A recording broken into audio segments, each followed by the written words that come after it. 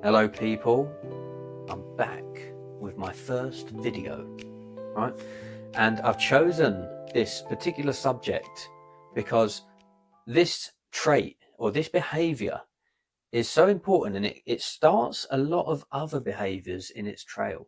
Okay, what we're going to talk about today is going to be lack of accountability, or more specifically actually, ego defense or shame sensitivity, whatever you want to call it. It's where people get on the defense and they start turning things around to make you feel like you've done something wrong when actually you probably haven't. So first I'm going to give you a hypothetical situation. There's a couple. We'll just call them the man and the woman, okay? Because I can't be bothered to give them names. I'll probably forget it throughout the video. But let's say the man and the woman have agreed to save money together because they're going to be buying a house, right? So they've agreed to save £500 a month each, build up the deposit, and that's the agreement. Anyway, so the man decides that he wants to spend his money that month. So he went and spent it on a load of stuff that he really didn't need. So a woman says to him, "What happened? I thought we had an agreement." And that's when he starts getting on the defense. He's like, "Well, yeah, but I wanted to buy myself something nice." She said, "Yeah, but we're saving to buy a house." He says, "This is why I don't tell you stuff, because you're always trying to control me. You're always trying to control my finances and what I spend." And then she starts thinking, well, yeah, maybe he's got a point. It is his money. So she starts apologizing, saying, "Yeah, I'm sorry. It is your money. You should be allowed to do what you want." And that's one example, right? But you can apply that situation to loads of scenarios. Basically, where there's an agreement in place, or something's fair, something's right. One person goes outside of that fairness circle. They're called out on it. And then they start turning it around to the person that's called them out, right? Now, there's a few reasons of why people do this, okay? But there's quite a common one. And it's actually their sensitivity to shame. Because when they're younger, right, when this guy was younger, he might have been parented in a way where he's made to feel shame. So, for example, we all make mistakes, right? We all spill drinks or make mess or whatever. But if your parent says to you, let's say, for example, someone's made a spillage, and your parent says, "Oh, you're so clumsy. Why are you so clumsy all the time?" If that kind of comment, you're clumsy, you're lazy, you're selfish, you're boom, boom, boom, boom. If that kind of comment happens all the time, or a lot of the time, then the child will start to internalize shame, and they'll start to interpret that as part of their character. And how that looks in adult life is very defensive, because they've learned to build a defense against that feeling of shame.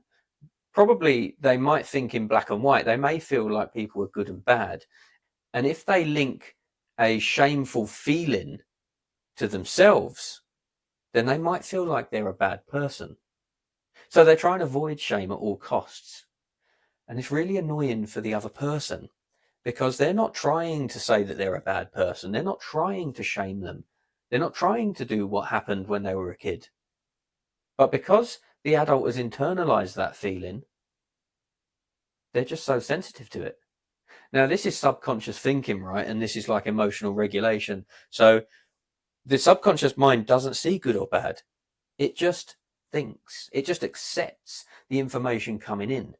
So if you're the type of person that's doing this repetitive behavior over 20, 30, 40 years, whatever it is, then that's a lot of subconscious thinking, and to untrain that is not impossible, but it's difficult. You need to be aware of these behaviors. So it's this response, this defense that people have built up. They've built it up because of anxiety, right?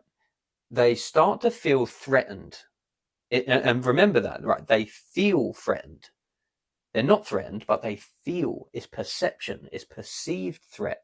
So when they start to feel this threat, they perceive the threat, the best thing that they can do is make it go away. And a lot of the times, that's getting on the defense. And how that looks is actually attacking the other person. it can be quite cruel, and it is. It's much easier just to say, in that circumstance, yeah, I'm sorry, we did have an agreement, but there was just this thing that I really wanted, and I should have talked to you about it, and I didn't. So, firstly, I apologize for that. Secondly, if there is anything that I want in future, I'm going to discuss it with you, not because you're trying to control me, but because I'd like to go outside of the agreement. So, that would have been a much better response from the guy, because they had an agreement in place. He went outside of that agreement, and she's still saving. So the fairness aspect of that, the balance scales start to tip, and it becomes unfair. So accountability is super important, right? And I feel like accountability and empathy are the most precious tools that we have in relationships. And that's just not in a partner relationship. That's in siblings, that's in parents, that's in work. It's everything. If we can be accountable for what we've done wrong, and we can apologize for it and see it from the other person's perspective as well, then we've got a much better chance of building that bridge over the relationship rather than being destructive.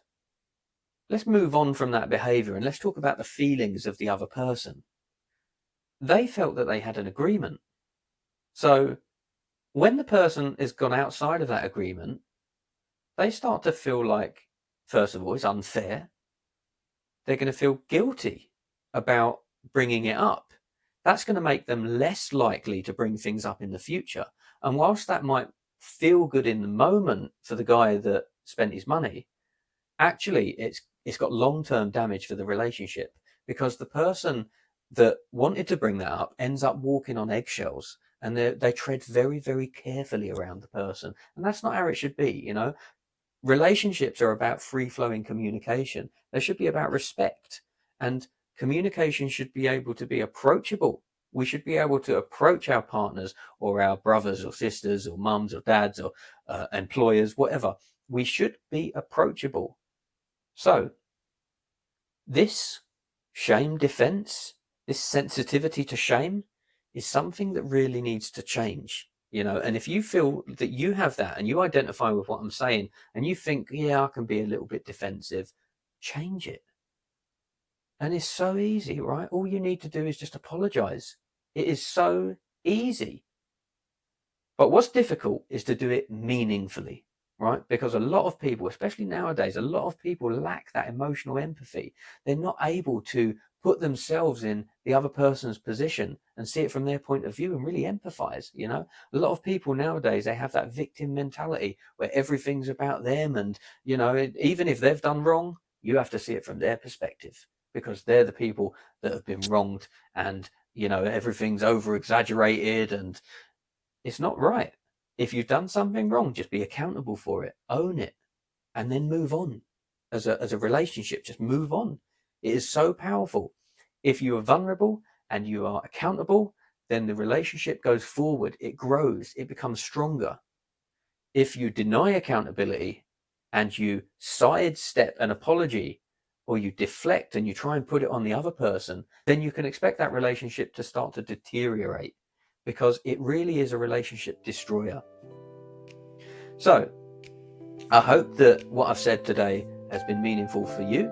And if it's not meaningful for you, then pass it on to someone that you think it could be meaningful to.